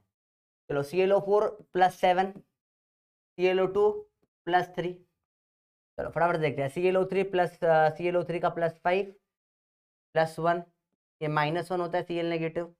ClO4 +7, ClO4 +7, half Cl2 0, ClO3 +5, Cl negative -1 +1। देखो मैं फटाफट निकाल रहा हूँ, मैं ऊपर टीप नहीं रहा हूँ। आप लोग चाहो तो अभी देख के लिख रहे हो, पर आप लोग भी आदत डालो डायरेक्ट करने की, है ना, क्योंकि इस पर स्पीड चाहिए आपको। ये +3 होगा और ये 0 होगा। अब निकाले एन फैक्टर, निकाले। चलो कितने का चेंज आया? 7 से 3 4, एन फैक्टर 4। कितने का चेंज आया? 5 से 1, एन फैक्टर 4, 5 - 1। सब में 1 1 में ही आ रहा है ना। 7 से -1 कितने का चेंज आया? 8 का। समझो नंबर लाइन सोचो, 7 है, ये 0 है, -1 है। 7 और -1 में कितने फ्लोर है? 8 फ्लोर आ जाते हैं। 7 ऊपर है और 1 नीचे है, तो ये चेंज 8 का होगा यहाँ पे। चाहो तो ऐसे लिख सकते हो 7 माइनस ऑफ -1, तो 7 + 1 8। 7 से 0 कितने का चेंज आया इन फैक्टर 7। यहाँ बताओ 5 से -1 कितने का चेंज आया 6 का। 1 से 7 कितने का चेंज आया अगेन 6 का। -1 से +1 कितने का चेंज आया 2 का। 3 से 0 कितने का चेंज आया 3 का। तो एन फैक्टर मतलब कितने का चेंज आया, सब एक इंटू कितने में आया तो सब एक एक ही चल रहा है, तो इतना प्रॉब्लम नहीं है। अच्छा एक क्वेश्चन ऐसा आ जाता है इसमें, अगर Cl2 से लेट से ClO3 नेगेटिव। अब देखो ध्यान से, अब कहानी में ट्विस्ट है। 0 से क्या हो रहा है ClO3 नेगेटिव +5 एन फैक्टर कितने का चेंज आया 5 का, पर रिएक्टेंट में 2 है तो कितने में आया 2 में, तो आंसर आता है 10। जब रिएक्टेंट में देखते हैं बस, यहाँ पे बाकी सब में 1 1 1 1 था, तो सिर्फ कितने का चेंज आंसर आ गया था, कितने में यूज नहीं आ रहा था। जब यहाँ पे 2 3 4 आ जाए रिएक्टेंट में तो फिर वो मल्टीप्लाई करना पड़ता है चेंज। तो ये आपका एन फैक्टर निकालना सीखा आपने, तो बहुत इजी सी चीज है, कोई मुश्किल नहीं है, ठीक है। चलो अब आते हैं इक्विवेलेंट के ऊपर, थोड़ा बेसिक कंसेप्ट देख लेते हैं। अच्छा उसके पहले कुछ कॉमन ऑक्सीडाइजिंग एजेंट, चलो पॉज कर लेते हैं, 5 मिनट का ब्रेक लेता हूँ, फिर आप कंटिन्यू करते हैं। हाँ बच्चों चलो, हाँ हाँ, तो अपन काफी हद तक ऑक्सीडाइजेशन स्टेट वाले पार्ट से हट चुके हैं। अब कुछ कॉमन नॉलेज की जरूरत रहेगी। KMnO4 और K2Cr2O7 दो बहुत इंपॉर्टेंट कंपाउंड है, जो बहुत कॉमनली यूज ऑक्सीडाइजिंग एजेंट्स है अपने सिलेबस के अंदर। हर जगह हर चैप्टर में आपको ये बार बार आते रहेंगे।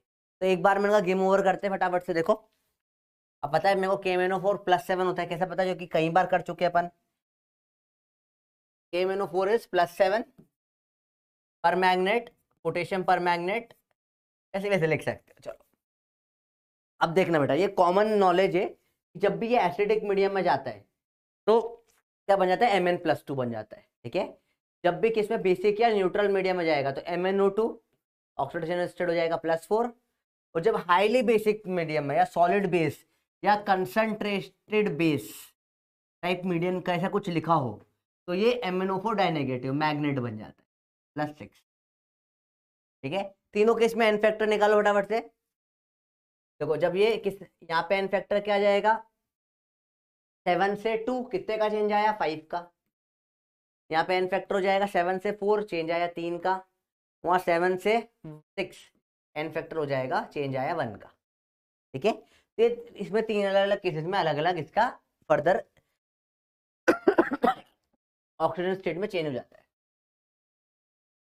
ये क्या है कॉमन नॉलेज, ऐसा क्यों क्या हुआ कोई लॉजिक नहीं है, ठीक है, ऐसा होता है देखा है, ठीक है। अगला K2Cr2O7। अच्छा KMnO4 के बाद अपन पहले K2Cr2O7 देख लेते हैं, तो चलो यही देख लेते हैं।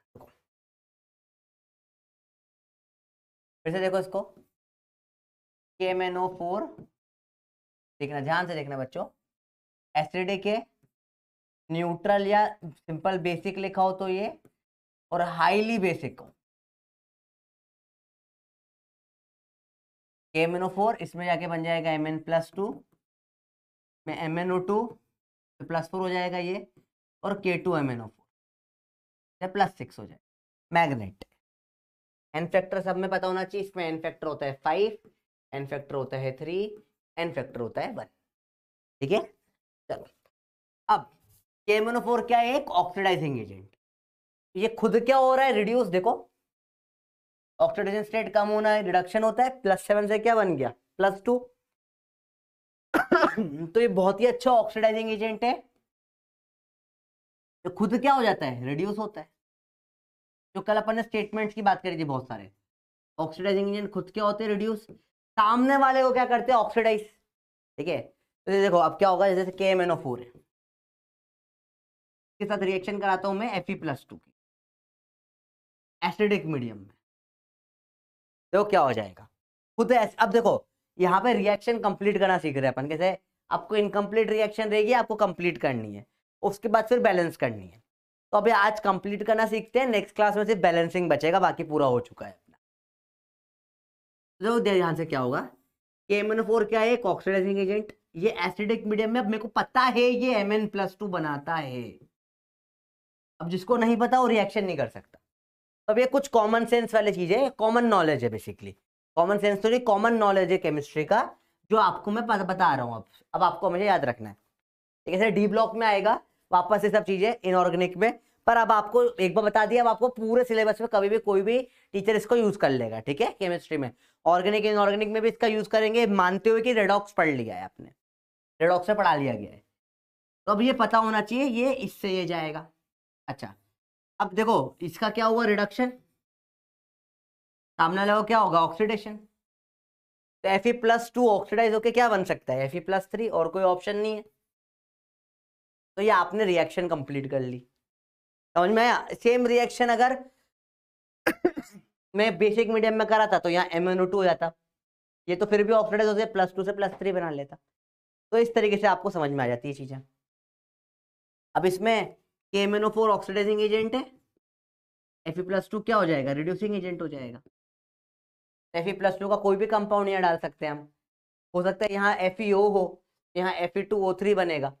तो इस तरीके से अब आपको क्वेश्चनों में घुमाया जाता है। ठीक है, तो कुछ कॉमन क्वेश्चंस जो इसमें आते हैं अपन देख लेते हैं फटाफट से। देखो KMnO4 नेगेटिव डाला, H2S, देखो इसमें S का क्या है, -2, सल्फर बना लेगा, S का 0 हो गया ऑक्सीडाइज। H2O2 में ऑक्सीजन का -1 है, ऑक्सीडाइज होके बना देगा O2, ऑक्सीजन का 0 हो जाएगा। ठीक है, ऑक्सीडाइज कर दिया इसको, +2 का Fe+3 कर दिया, ऑक्सीडाइज कर दिया। +3 में कोई रिएक्शन नहीं, क्योंकि इस आयरन +3 से ज्यादा ऑक्सीडाइज होना पॉसिबल नहीं है। Sn+2 का Sn+4 कर देगा, ऑक्सीडाइज कर देगा। C2O3 का ऑक्सीलेट में +3 होता है, इससे CO2 बना देगा, कार्बन जिससे +4 होता है, ऑक्सीडाइज कर दिया। SO3 में +4 होता है, H2O3 में +2 होता है, दोनों से सल्फेट बना देगा, SO4 डाइनेगेटिव, SO4 डाइनेगेटिव, जो कि सल्फेट में क्या होता है, सल्फर +6 होता है, दोनों को ऑक्सीडाइज करके सल्फेट बना देगा। तो कॉमन रिएक्शन है। I2 के साथ रखना बेटा, एसिडिक मीडियम में I2 से बन जाता है, हाँ, कुछ गड़बड़ हो रही है यहाँ पे, रुको एक सेकंड बच्चों, I नेगेटिव आता है यहाँ पे, I2 नहीं लिखना चाहिए मुझे, I नेगेटिव डाला मैंने। हाँ, अगर एसिडिक मीडियम में I नेगेटिव डालते हैं तो I2 बन जाता है, ऑक्सीडाइज हो गया 0 तक, और बेसिक मीडियम में डालते हैं तो IO3 नेगेटिव तक चला जाता है, I नेगेटिव के साथ KMnO4 की। अभी कुछ स्टैंडर्ड रिएक्शन है, मतलब ये पता होना चाहिए वाली, अब पता है तो ठीक है, नहीं पता तो क्वेश्चन नहीं बनेगा, ऐसा सिंपल सा रहता है। बाकी तो वो जनरलाइज ही है, आप Cl नेगेटिव डालोगे तो Cl2 बन जाएगा, Br नेगेटिव डालोगे Br2 बन जाएगा, जो भी होगा उसको क्या करने की कोशिश करेगा, ऑक्सीडेशन स्टेट बढ़ाने की कोशिश करेगा। बस यही चीज चलती है इसके अंदर, KMnO4 का काम हो गया ऑक्सीडाइजिंग एजेंट। ठीक है, चलो देखो, आप सपोज लेट से कुछ एग्जांपल ले लें अपन, ध्यान से देखो, KMnO4 Na2C2O4, अब देखो रिएक्शन में क्या होगा, देखो ध्यान से देखना क्या होगा इस रिएक्शन में। KMnO4 एसिडिक मीडियम में क्या बनाएगा, Mn+2, यहाँ भी एसिडिक मीडियम में क्या बनाएगा, Mn+2। तो अपन ने पहले देख लिया ये रिड्यूस होके ये बना, तो करेगा ऑक्सीडाइज। सोडियम तो ऐसा कैसा पड़ा रहेगा, क्योंकि Na+1 से ज्यादा होना पॉसिबल नहीं होता। ऑक्सीलेट का ऑक्सीडेशन हो जाएगा, ऑक्सीलेट में ये +3 होता है, इससे CO2 बन जाएगा +4, तो इसको क्या कर दिया, ऑक्सीडाइज कर दिया। ठीक है, KMnO4 इसमें ये आयरन +2 है, तो ये +2 का क्या बन जाएगा, Fe+3 हो जाएगा, इसको ऑक्सीडाइज कर देगा। अच्छा, ऑक्सीलेट क्या होता है, +3, इसको भी ऑक्सीडाइज कर देगा, बना देगा CO2+4। ये इंपॉर्टेंट होता है, इसमें 2 ऑक्सीडाइज होते हैं, ये वेरी इंपॉर्टेंट रिएक्शंस में से एक है सिलेबस की। अच्छा, यहीं पर अगर आयरन ऑलरेडी +3 होता तो और ऑक्सीडाइज नहीं कर पाता, सिर्फ ऑक्सीलेट को फिर CO2 बना देता +4, तो ये खुद क्या हो रहा है, रिड्यूस, खुद क्या हो गया, रिड्यूस, खुद हो रहा है रिड्यूस, और इसको क्या कर दिया, ऑक्सीडाइज। अब यहाँ पे दोनों को ऑक्सीडाइज कर दिया, क्योंकि 2 ऑक्सीडाइज हो सकते, इस तरीके से रिएक्शन फर्दर चली जाती है। ये रिएक्शन बड़ी अच्छी होती है, इसका एन फैक्टर कई बार पूछा है, FeC2O4 का, ये थोड़ा एक्सेप्शनल है क्योंकि इसमें 2 का हो रहा है, उसका एन फैक्टर दोनों केसेस का ऐड करना पड़ता है। या +2 से +1 का चेंज आया 1 का, या 3 से आया 4 का पर आया 2 में, तो एन फैक्टर इसका 1 + 2 3 हो जाता है। स्पेशल केस है, इसका याद ही रखना है। फिर Fe2O4 का एन फैक्टर जो होता है क्या होता है, 3 होता है जब भी ये ऑक्सीडाइज होता है। तो ये स्पेशल केस सॉर्ट ऑफ है, इसलिए इसको अलग से लिख दिया। जनरली क्या होता है, या तो ये दोनों ऑक्सीडाइज नहीं होते। जनरली एक ही ऑक्सीडेशन, जनरली एक ही रिड्यूस हो रहा होता है और एक ही ऑक्सीडाइज हो रहा होता है। इस केस में ऐसा नहीं है। बाकी फिर बैलेंसिंग वगैरह सीखेंगे अपन इसके आराम से। चलो अगला K2Cr2O7 है। अब आपको रटवा चुका हूं, ये +6 है, ये +6 है। ये एसिडिक मीडियम में +3 बना देता है। एन फैक्टर क्या हो जाएगा, कितने का चेंज आया, 6 से 3, 3 का कितने में आया, 2 में, × 2, एन फैक्टर हो जाता है इसका 6। ठीक है, कितने का चेंज आया, 3 इलेक्ट्रॉन का ट्रांसफर हो रहा है बेसिकली, पर 2 में हो रहा है तो 3 2 ज़ा। सेम चीज इसमें भी चलती है। ठीक है, H2 से सल्फर बना देगा, +2 का +4 कर देगा, +2 का +3 कर दिया, ऑक्सलेट से CO2 +3 से +4 CO2 बना दिया, सल्फाइड का सल्फेट कर देगा, Br नेगेटिव का Br2, I नेगेटिव का I2।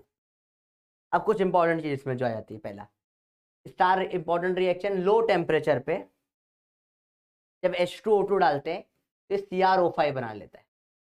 कलर होता है पीकॉक ब्लू। पता होनी चाहिए रिएक्शन, आइडेंटिफिकेशन रिएक्शन है ये H2O2 की, पता होनी चाहिए, मतलब इसमें कुछ वो नहीं है अलग से।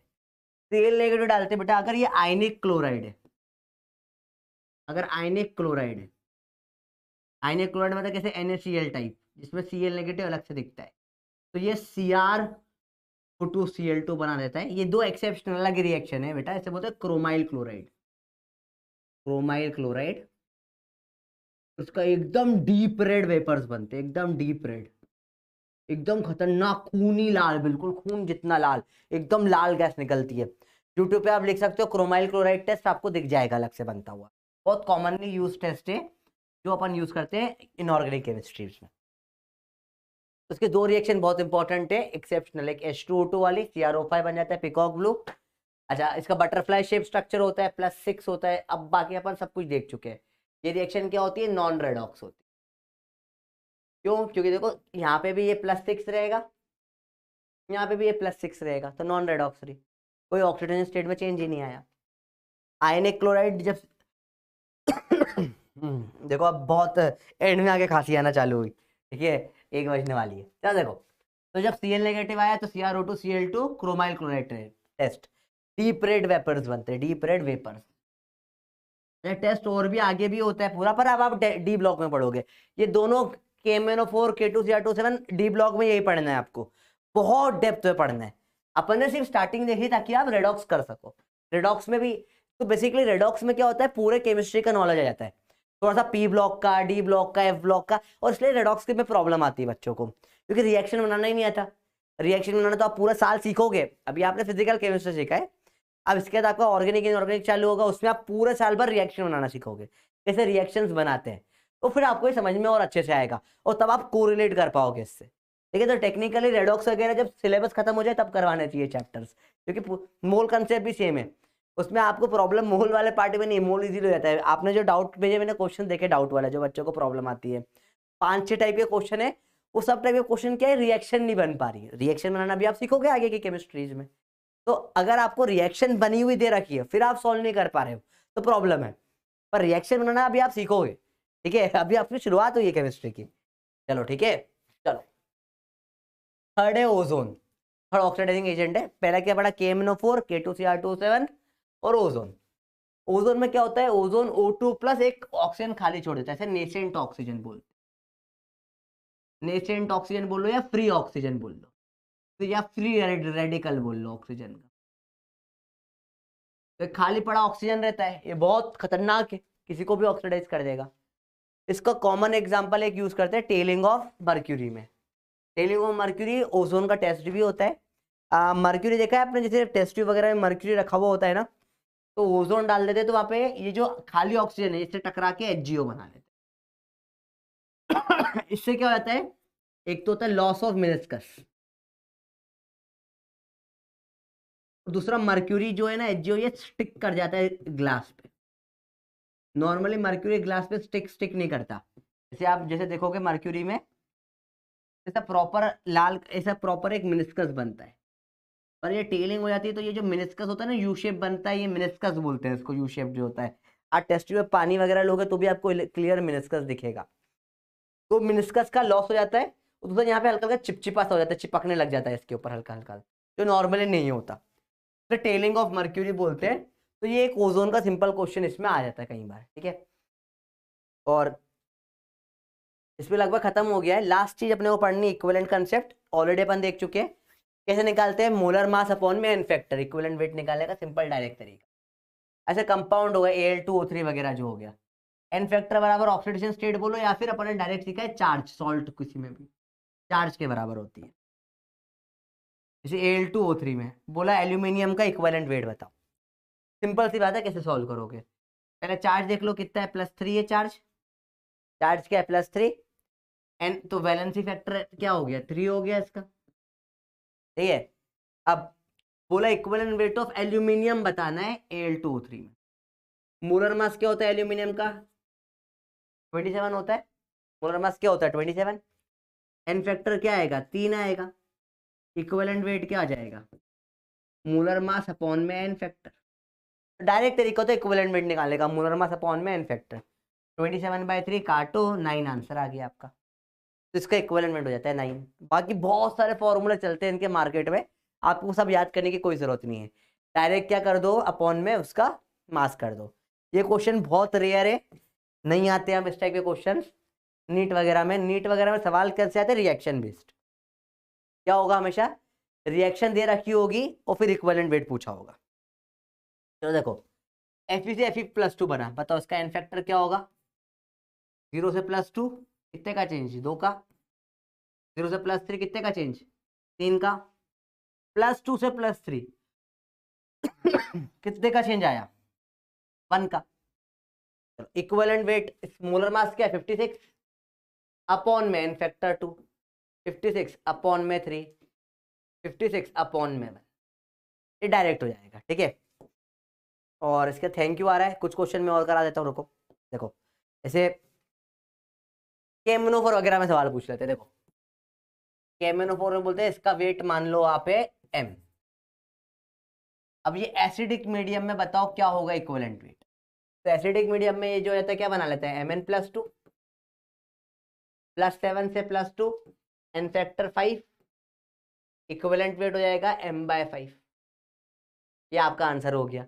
ऐसे सवाल पूछते हैं, ये सवाल आते हैं नीट में, तो आपको हमेशा जब भी सवाल आएंगे ना 99% सवाल रिएक्शन बेस्ड होते हैं, ठीक है। आपको ऐसा नहीं बोलेंगे कि कंपाउंडर्स का दे दो, क्योंकि वो सवाल अब आना बंद हो चुके हैं। या आपको कोई रिएक्शन बोलेंगे, जैसे बोलेंगे लेट्स से कि अमोनिया से NO2 बना, चलो अमोनिया का इक्विवेलेंट वेट बताओ, क्वेश्चन इस तरीके का आ जाएगा।